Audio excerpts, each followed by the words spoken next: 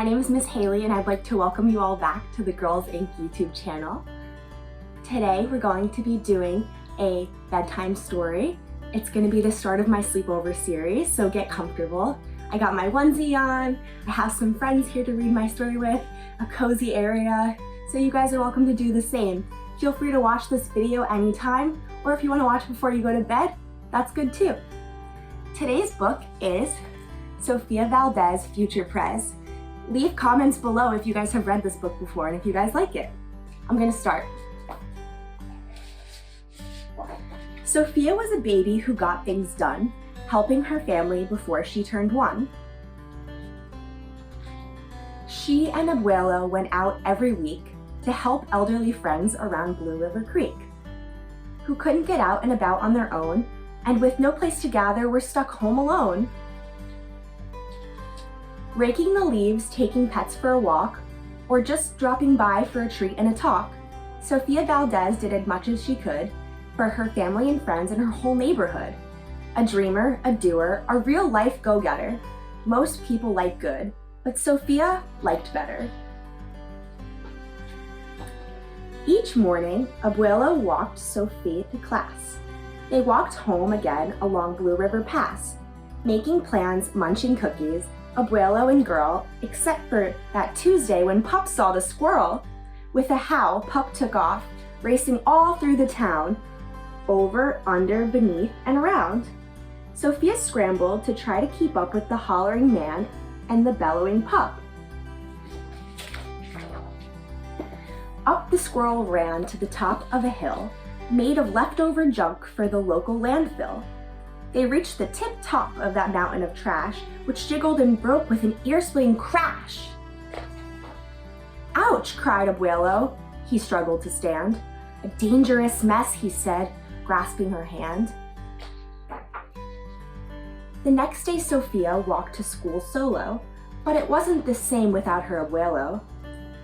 "This is not right," declared young Sofia, who glared at Mount Trashmore and got an idea. The very next morning at past dawn, she planted a sign at the front of the lawn. She stood back and smiled, and the Pup gave a bark. The sign said, "Get rid of Mount Trashmore, let's build a new park." Each of her neighbors had something to say about benches and fountains and places to play, meeting spots and gardens, a basket for bees, a rubber duck pond, and a kiosk for cheese. She drew every thought on her map of the park, which was perfectly perfect by 1:45 dark.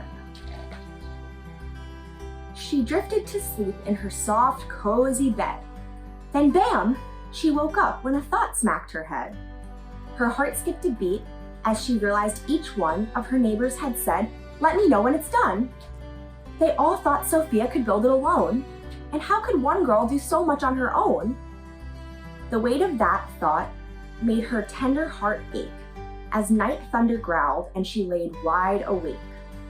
Then dawn brought a storm and the gloomy sky wept, and the heartsick Sofia finally slept. Abuelo baked cookies when Sophie got up. He gave her a bagful and sneaked one to the Pup. He blinked back a tear as he hugged his Sofia. For courage, he whispered, "Te amo, mi vida." Sofia's knees wobbled. She felt weak inside. She looked at his ankle and quite nearly cried. Though she didn't feel brave or courageous at all, Sofia Valdez went to face City Hall.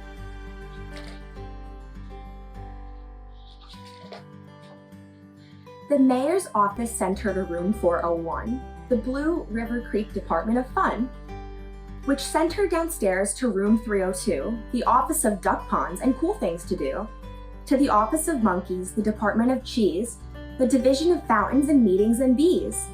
Then down to the basement, so musty and cramped, where all the town's papers were stored and stamped. And that's where the clerk said, "You can't build a park, you're only a kid." The words smacked Sofia deep down in her heart. Her plan was kiboshed before it could start. "I think," said Sofia, "I think that law's wrong." But her second grade voice didn't sound very strong. The clerk said clearly, "It cannot be done. Do you have any questions?" Sofia said, "One. If you were me and I was you, and he was your grandpa, What would you do?" Well," said the clerk. Then she said nothing at all. She thought and thought, then she sent out a call to every employee throughout City Hall. The entire government of Blue River Creek crammed into the office to hear Sophie speak, but her words jumbled up and her cheeks turned bright red as a dozen emotions rushed to her head. Her heart beat so loudly she thought it would crack. The crowd leaned closer. Sophia leaned back. Then her arm brushed the edge of the old cookie sack, and that was the moment when Sophia first knew being brave means doing the thing you must do. Though your heart cracks with fear, though you're just in grade 2. She took a deep breath, looked the mayor in the eye, and though her knees wobbled, she held her head high. Sophia started talking. She spelled out her plan and why it all mattered and how it began. And once she got rolling, she had lots to say about meeting spots, monkeys, and places to play, and other ideas for things they could do to help the town elders and other folks too. She had thoughts in the library, thoughts on the zoo, and perhaps a way to combine the two, and... "All right," cried the mayor, "go start a petition. If the town wants a new park, we'll form a commission." And so young Sophia got right to work, with some help from her family and Tup and the clerk. The others joined in, not all but a few, like Miss Lila Greer and the kids in grade 2. There were hearings and surveys and taxes to figure, then bulldozers, cranes, and a big blue digger. They all built that park. That's how it got done, with the hard work of, by, and for everyone.